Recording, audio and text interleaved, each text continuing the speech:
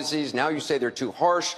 You supported his trade deal dozens of times. You even called it the gold standard. Now, suddenly last week, you're against it. Will you say anything to get elected? Well, actually, I have been very consistent over the course of my entire life. I have always fought for the same values and principles. Do you think New York State should recognize gay marriage? No. No. Okay. I believe that marriage is not just a bond, but a sacred bond between a man and a woman. I have not supported same-sex marriage. I have supported civil partnerships and contractual relationships. I support marriage for lesbian and gay couples. I support it personally and as a matter of policy and law. So you're saying your opinion on gay marriage changed, or you changed your mind? I have to say, I think you are being very persistent, but you are playing with my words and playing with what is such an important issue. I'm just trying to clarify so I can understand. No, I don't think you are trying to clarify. I think you're trying to say that, I used to be opposed and now I'm in favor and I did it for political reasons, and that's just flat wrong. So let me just state what I feel like you are implying and repudiate it. I have a strong record. I have a great commitment to this issue, and I am proud of what I've done and the progress we're making. Yeah, I'm sorry, I just want to clarify what I was saying. No, I was saying that you maybe really believed this all along, but, believed in gay marriage all along, but felt for political reasons America wasn't ready yet and you couldn't say it. That's what I was thinking. No, that is not true. It really is great how long you've supported gay marriage. Yes. I could have supported it sooner. Well, you did it pretty soon. Yeah. Could have been sooner. Fair point. Just in July, New Hampshire, you told the crowd you, quote, take a backseat to no one when it comes to progressive values. I take a backseat to no one when you look at my record and standing up and fighting for progressive values. Last month in Ohio, you said you plead guilty to, quote, being kind of moderate and center. Do you change your political identity based on who you're talking to? No, I think that, like most people that I know, I have a range of views, but they are rooted in my values and my experience. I get accused of being kind of moderate and center. I plead guilty. Just for the record, are you a progressive or are you a moderate? I'm a progressive. Going through the emails, there were over 60,000 in total sent and received. About half were work-related and went to the State Department, and about half were personal, that were not in any way related to my work. When you speak to the public, you say, I turned over everything. That's, for the most part, a direct quote. When you talk to the public, you say, I turned over everything. 90 to 95% of my work-related emails were in the state system. If they wanted to see them, they would certainly have been able to do so. You know what? That is maybe the 10th time you have cited that figure today. It is. And I have not heard anyone other than you ever cite that figure. Who told you that 90 to 95% of your emails were in the State Department system? Who told you that? We learned that from the State Department in their analysis of the emails that were already on the system. The Inspector General report found that less than 1% of State Department emails, record emails, were captured. So they give a number of less than 1%, and you give a number of 90%. I have absolute confidence that everything that could be in any way connected to work is now in the possession of the State Department. This pile represents the emails that you sent or received about Libya in 2011, from February through December of 2011. This pile represents the emails you sent or received from early 2012 until the day of the attack. There are 795 emails in this pile. We've counted them. There are 67 emails in this pile in 2012. And I'm troubled by what I see here. I can only conclude by your own records that there was a lack of interest in Libya in 2012. The server contains personal communications from my husband and me. Only time I got on the internet, I did 2 emails, and I ordered Christmas presents from a reservation. Otherwise, I found people said embarrassing things on emails. I didn't want to be one of them.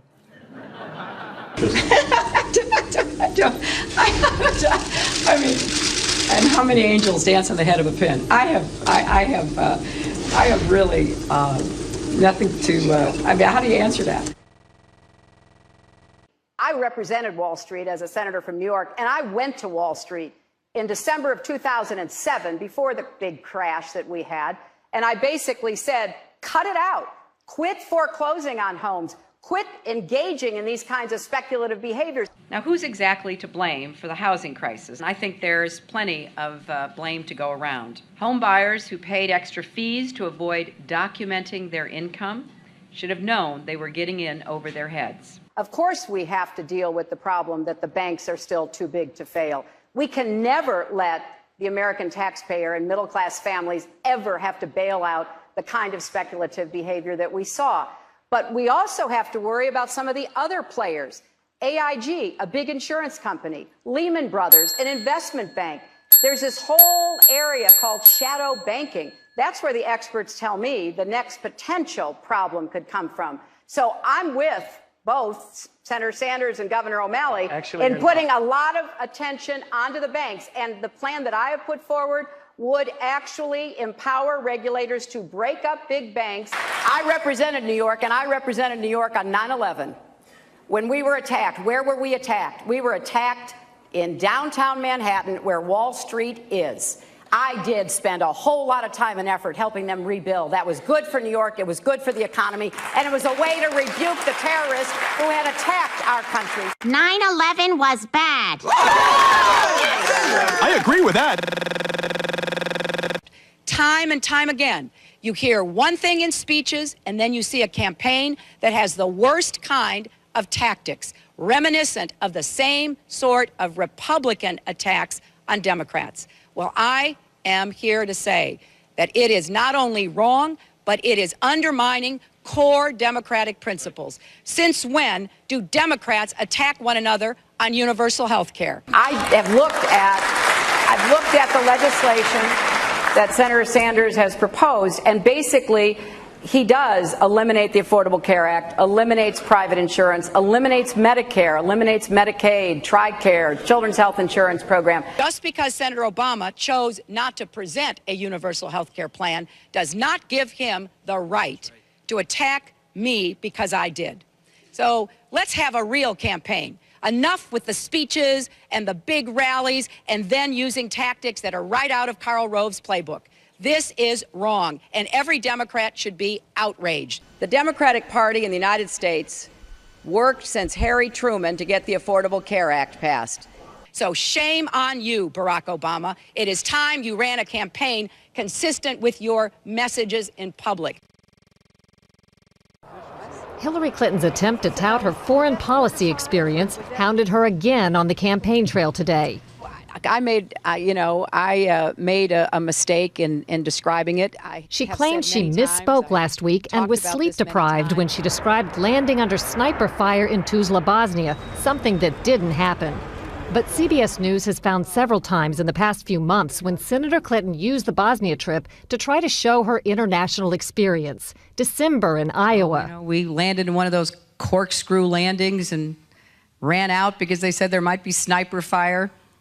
I don't remember anybody offering me tea on the tarmac when that was happening. Then in February. The welcoming ceremony had to be moved inside because of sniper fire. And last week. I remember landing under sniper fire. We basically were told to run to our cars. Now that is what happened. Some differing accounts of your trip to Bosnia, and I'm wondering if you can clarify. I know you recall, ducking under sniper fire, and Sinbad in his account, who was on the trip, he said that the most dangerous part was remembering where he was going to eat next. He's a comedian, Jeff. He's a comedian. So you actually recall, hearing gunfire, and were you when we were flying into Bosnia, we came in a evasive maneuver.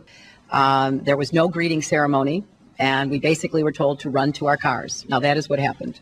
After CBS News video showed what really happened when she landed and greeted officials, Senator Clinton maintained there were risks, but explained to the Philadelphia Daily News why she was seen on the Bosnian tarmac greeting a young child if it was really so dangerous. I was also told that the greeting ceremony had been moved away from the tarmac, but that there was this 8-year-old girl, and I said, well, I can't rush by her. I've got to at least greet her. So I greeted her, I took her stuff, and I left. Now that's my memory of it. Good to see you. Once again, her memory doesn't match our videotape. She and her daughter Chelsea lingered on the tarmac to greet U.S. military officials, took photos. There was the group of 7th graders on the tarmac, too. And then Senator Clinton walked to the armored vehicle where she did eventually duck and enter. It was one of the highlights of President Clinton's first term, passage of the North American Free Trade Agreement, also known as NAFTA. Critics blame NAFTA for the loss of manufacturing jobs in industrial states, including Ohio and Pennsylvania. Hillary Clinton helped get NAFTA approved. She held at least 5 meetings to strategize about how to win congressional approval. She helped the White House block opposition from labor and environmental groups, and she was the featured speaker at a crucial meeting. Participants in that event said, quote, her remarks were totally pro-NAFTA. There was no equivocation for her support for NAFTA at the time.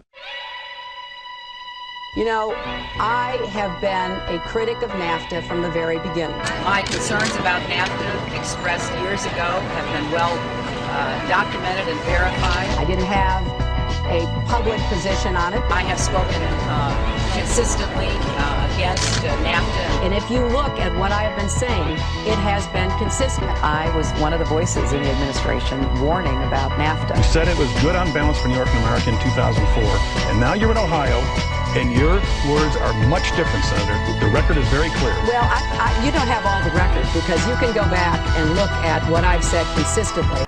Oh, I think that everybody is in favor of free and fair trade, and I think that NAFTA is proving its worth. I think on balance, NAFTA has been good for New York and America.